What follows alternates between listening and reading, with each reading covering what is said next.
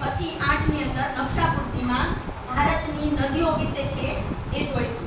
બરાબર, તો આ નકશો છે જેમાં આપણે જોઈ શકીએ છીએ કે ભારતમાં કઈ નદીઓ કઈ દિશામાંથી કઈ જગ્યાએ મળે છે. તો આપણે સૌપ્રથમ જોઈએ તો ઉપરથી શરૂઆત કરીએ તો પંજાબ. પંજાબ એટલે પંજાબનું નામ જ છે એ 5 નદીઓનો પ્રદેશ પડેલો છે. બરાબર, 5 નદીઓ. પંજાબમાં કઈ 5 નદીઓનો સમાવેશ થાય છે? તો સતલજ, રાવી, ઝેલમ, સિંધુ. ઇન્ડસ એટલે સિંધુ અને ચિનાબ. આ 5 નદીઓનો સમૂહ એટલે પંજાબ. પંજાબમાંથી આ 5 નદીઓ પસાર થાય છે. બરાબર, આપણે જોયું છે ઇન્ડસ એટલે ઇન્ડસ વેલી. જ્યારે આપણે છઠ્ઠામાં હતા ત્યારે આપણે જોયું કે સિંધુ ખીણની સંસ્કૃતિ. તો આ સિંધુ નદી છે, બહુ મોટી અને વિશાળ નદી છે જે અહીંયા છે એ અરબ સાગરને મળે છે. એટલે મોટી નદી. ત્યાર પછી આપણે જોઈએ તો ગંગા નદી, જે આપણે પરીક્ષામાં મુખ્ય પૂછાતી હોય દર વર્ષે ગંગા નદી. બરાબર, ગંગા નદીનો આપણે જોવાનું છે ક્યાંથી નીકળે છે.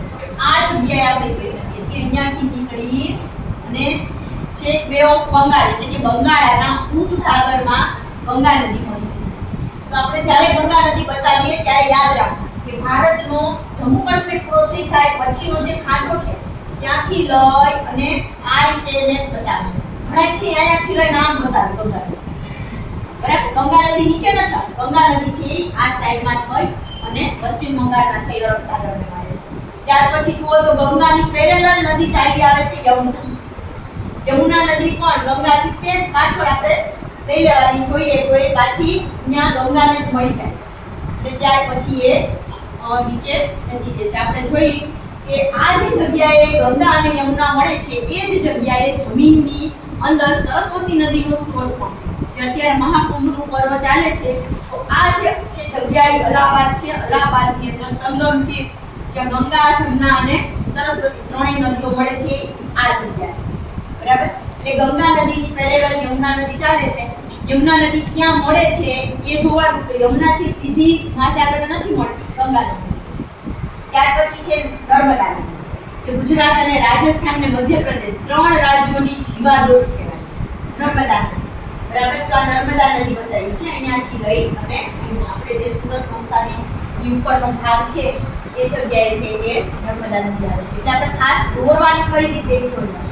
નર્મદાની નીચે જ પેરેલલ તાપી, જેમ ગંગા જમુના આપણે યાદ રાખી સેલી પડે એ જ રીતે નર્મદા અને તાપી. તાપીની નીચે થોડા જઈએ એટલે ગોદાવરી. બરાબર, તાપી છે ત્યાંથી લઈ અને ગોદાવરી નદીને પણ બે ઓફ બંગાળમાં આવે. નદીઓ યાદ રાખવા માટે રાજ્યો યાદ રાખવા જરૂરી છે. રાજકીય નકશો આપણે જે આગળ જોયો હોય તો તમને ખબર પડે કે કયા રાજ્યમાં થઈ અને ક્યાં જાય છે. આગળ આપણે બીજો નકશો આ નદીઓનો જોશું તો રાજ્યો પણ એમાં દોરેલા આવે. પછી ગોદાવરી ઉપર છે મહાનદી. બરાબર, મહાનદી છે ફાટામાં પરિવર્તિત થાય છે અને જ્યારે સાગરને મળે છે ત્યારે 4 ફાટા પાડે છે. 4 ફાટામાં મળે છે. જો 1 2 3 ને 4.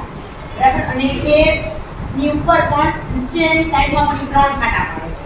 એના પણ જુદા જુદા નામ છે જે એના ભાષામાં નામ પાડેલા છે. ગોદાવરીની નીચે આવે છે કૃષ્ણા નદી અને કૃષ્ણાની નીચે છે કાવેરી. દક્ષિણ ભારતની 3 મોટી નદી ગોદાવરી, કૃષ્ણા અને કાવેરી. ઉત્તર ભારતની 2 મોટી નદી ગંગા અને યમુના અને બ્રહ્મપુત્ર. બ્રહ્મપુત્ર ભૂલી ગયા આપણે પરીક્ષામાં બ્રહ્મપુત્ર એ પૂછાય છે. આ બ્રહ્મપુત્ર, આ નર્મદા, આ તાપી અને આ ગંગા, આટલી નદી પૂછાય છે. તો આ બ્રહ્મપુત્ર છે એનો મોટો ભાગ છે એ ચીનમાં છે, પરંતુ આપણે પણ અરુણાચલ પ્રદેશમાં થઈ અને પૂર્વોત્તર રાજ્યોમાં થઈ અને બેવ બંગાળમાં પણ બ્રહ્મપુત્ર છે એ બહુ લાંબી નદી છે, અતિશય. એટલે દર વર્ષે બ્રહ્મપુત્રમાં એટલા પૂર આવે છે કે જેના લીધે આસપાસના કેટલાય ગામો છે તણાઈ જતા. પહેલા બહુ તણાઈ જતા, અત્યારે તો સંદેશા વ્યવહારની જે આપણે સુવિધા થઈ ગઈ એના લીધે આપણે ગામોના ટપ્પરથી લોકોને આપણે છે બચાવી દઈએ છીએ. પણ પહેલા છે એવું બધું થાય કારણ કે બ્રહ્મપુત્રમાં છે એ આ હિમાલયની જે રેન્જ છે એનો બરફ પીગળે અથવા તો ત્યાં વરસાદ વધારે થાય તો એકદમ છે એ પૂર આવે. ત્યાં બ્રહ્મપુત્ર નદી. આપણે અત્યારે ભારતની મુખ્ય નદીઓ છે એ જોઈ. પંજાબની 5 નદી ગંગા, યમુના, બ્રહ્મપુત્ર, મહાનદી, નર્મદા, તાપી, ગોદાવરી, કૃષ્ણા, કાવેરી. જોડી કરવી હોય તો આપણે કરીએ કે આ 5 નદી રાવી, ચિનાબ, ઝેલમ, ઇન્ડસ. બરાબર, પછી બ્રહ્મપુત્ર, ગંગા, યમુના, નર્મદા, તાપી, મહાનદી, ગોદાવરી, કૃષ્ણા, કાવેરી. આ મુખ્ય નદીઓ આટલી યાદ રહી જાય તો પરીક્ષામાં આપણે બધા જેટલા માર્ક હોય નદીઓ તો કોઈ દિવસ ના જાય નહીં. બરાબર. ત્યારબાદ આપણે જોઈએ નદીઓનો હજુ એક છે. જો આમાં આપણને રાજ્યો પણ દોરેલા છે. બરાબર. તો આપણને ખબર પડે કે કયા રાજ્યમાંથી ક્યાં જાય છે. આમાં નાની નાની નદીઓ છે ને એના વિશે પણ આવ્યું છે. આમાં સરોવરો વિશે પણ જે આવ્યું છે કે આપણું જે ખારા પાણીનું મોટું સરોવર છે તાંબર સરોવર તો જો આ રાજસ્થાનમાં છે. બરાબર. એ રીતે બધી નદીઓ પણ અહીંયા બતાવેલી છે. નાની નાની નદીઓ. પછી આ જે આ ચોખંડા છે બ્લુ કલરના એ બંધ બાંધેલા છે એક. અને જે આવું બ્લુ કલરનું છે સરોવર છે વચ્ચે ચોખંડું છે એ બંધ બાંધેલા. તો આપણે જોઈ શકીએ કે આપણા ભારતમાં કેટલા મોટા બંધ બાંધ્યા છે. એ બંધની પણ અહીંયા છે એ માહિતી આ નકશામાં આપેલી છે. બરાબર.